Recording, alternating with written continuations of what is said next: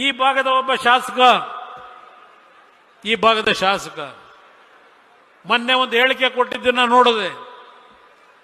ನಾನು ಬಿಜೆಪಿಗೆ ಹೋಗಬೇಕಾದರೂ ಚುನಾವಣೆಗೆ ನಿಲ್ತೇನೆ, ಕಾಂಗ್ರೆಸ್ಸಿಂದ ಬೇಕಾದರೂ ಚುನಾವಣೆಗೆ ನಿಲ್ತೇನೆ.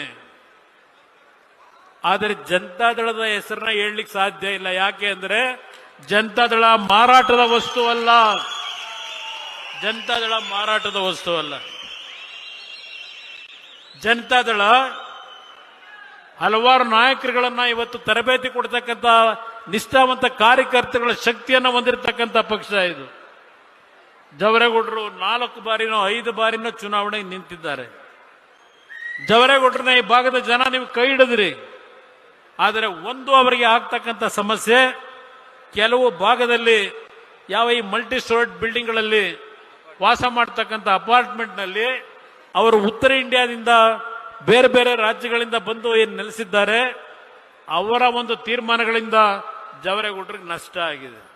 ನಾನು ಕೇಳಕ್ಕೆ ಬಯಸ್ತೀನಿ, ಈಗಿನ ಈ ವ್ಯಕ್ತಿಯನ್ನ ಆಯ್ತು ನಮ್ಮ ಪಕ್ಷ ತೆಗೆದು ನನ್ನ ಸರ್ಕಾರ ತೆಗೆದು ಇನ್ನೊಂದು ಪಕ್ಷಕ್ಕೆ ಹೋಗಿ ಸರ್ಕಾರ ಮಾಡಿ ಮಂತ್ರಿನೂ ಆದ್ರು 3 ವರ್ಷ. ಆ 3 ವರ್ಷ ಮಂತ್ರಿಯಾಗಿ ಆ ಸರ್ಕಾರದಲ್ಲಿ ಬಿಜೆಪಿಯ ಪಕ್ಷದಲ್ಲಿ ಅವರಿಗೆ ಕೊಟ್ಟಂತ ಎಲ್ಲಾ ರೀತಿಯ ಸ್ವತಂತ್ರವನ್ನ ಉಪಯೋಗ ಮಾಡಿ ಯಶವಂತಪುರ ವಿಧಾನಸಭಾ ಕ್ಷೇತ್ರವನ್ನ ಸಂಪೂರ್ಣವಾಗಿ ಒಂದು ಮಾದರಿ ಕ್ಷೇತ್ರ ಮಾಡಲಿಕ್ಕೆ ಸಾಧ್ಯ ಇರಲಿಲ್ಲವ ಈ ವ್ಯಕ್ತಿ ಕೈನಲ್ಲಿ? ಈಗ ಹೇಳ್ತಾರೆ ಯಶವಂತಪುರದ ಅಭಿವೃದ್ಧಿಗೋಸ್ಕರವಾಗಿ ನಾನು ಕಾಂಗ್ರೆಸ್ ಪಕ್ಷದ ಸರ್ಕಾರದ ಬಾಗಿಲು ತಟ್ಟಿ ಅವ್ರ ಜೊತೆ ತಪ್ಪಿಕೊಂಡಿದ್ದೇನೆ ಅಂತಕ್ಕಂಥ ಹೇಳ್ತಾರೆ. ಇಂಥ ವ್ಯಕ್ತಿಗಳನ್ನ ಇವತ್ತು ಬೆಂಗಳೂರು ನಗರದ ನಾಗರಿಕರು ಒಂದು ಉದಾಹರಣೆ ಕೊಡ್ತಾ ಇದ್ದೇನೆ. ಇಂಥವ್ರನ್ನ ನೀವು ಆಶೀರ್ವದಿಸ್ತೀರಾ? ಇಂಥವರಿಂದ ಬೆಂಗಳೂರು ನಗರ ಕಟ್ಟಲಿಕ್ಕೆ ಸಾಧ್ಯವ? ಈ ಭಾಗದ ಒಬ್ಬ ಶಾಸಕ ಮೊನ್ನೆ ಒಂದು ಹೇಳಿಕೆ ಕೊಟ್ಟಿದ್ದನ್ನ ನೋಡಿದೆ.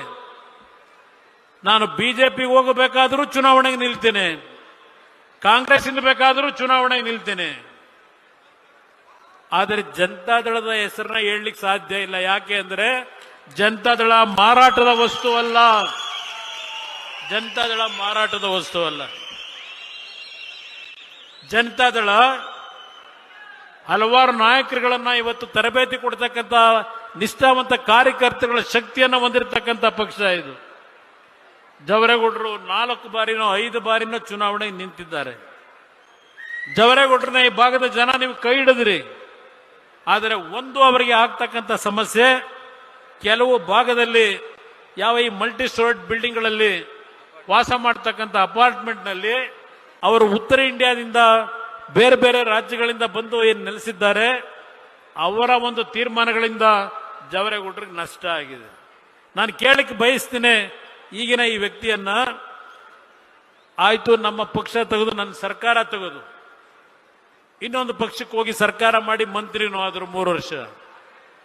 ಆ 3 ವರ್ಷ ಮಂತ್ರಿಯಾಗಿ ಆ ಸರ್ಕಾರದಲ್ಲಿ ಬಿಜೆಪಿಯ ಪಕ್ಷದಲ್ಲಿ ಅವರಿಗೆ ಕೊಟ್ಟಂತ ಎಲ್ಲಾ ರೀತಿಯ ಸ್ವತಂತ್ರವನ್ನ ಉಪಯೋಗ ಮಾಡಿ ಯಶವಂತಪುರ ವಿಧಾನಸಭಾ ಕ್ಷೇತ್ರವನ್ನ ಸಂಪೂರ್ಣವಾಗಿ ಒಂದು ಮಾದರಿ ಕ್ಷೇತ್ರ ಮಾಡಲಿಕ್ಕೆ ಸಾಧ್ಯ ಇರಲಿಲ್ಲವ ಈ ವ್ಯಕ್ತಿ ಕೈನಲ್ಲಿ? ಈಗ ಹೇಳ್ತಾರೆ ಯಶವಂತಪುರದ ಅಭಿವೃದ್ಧಿಗೋಸ್ಕರವಾಗಿ ನಾನು ಕಾಂಗ್ರೆಸ್ ಪಕ್ಷದ ಸರ್ಕಾರದ ಬಾಗಿಲು ತಟ್ಟಿ ಅವ್ರ ಜೊತೆ ತಪ್ಪಿಕೊಂಡಿದ್ದೇನೆ ಅಂತಕ್ಕಂಥ ಹೇಳ್ತಾರೆ. ಇಂಥ ವ್ಯಕ್ತಿಗಳನ್ನ ಇವತ್ತು ಬೆಂಗಳೂರು ನಗರದ ನಾಗರಿಕರು ಒಂದು ಉದಾಹರಣೆ ಕೊಡ್ತಾ ಇದ್ದೇನೆ. ಇಂಥವ್ರನ್ನ ನೀವು ಆಶೀರ್ವದಿಸ್ತೀರಾ? ಇಂಥವರಿಂದ ಬೆಂಗಳೂರು ನಗರ ಕಟ್ಟಲಿಕ್ಕೆ ಸಾಧ್ಯವ?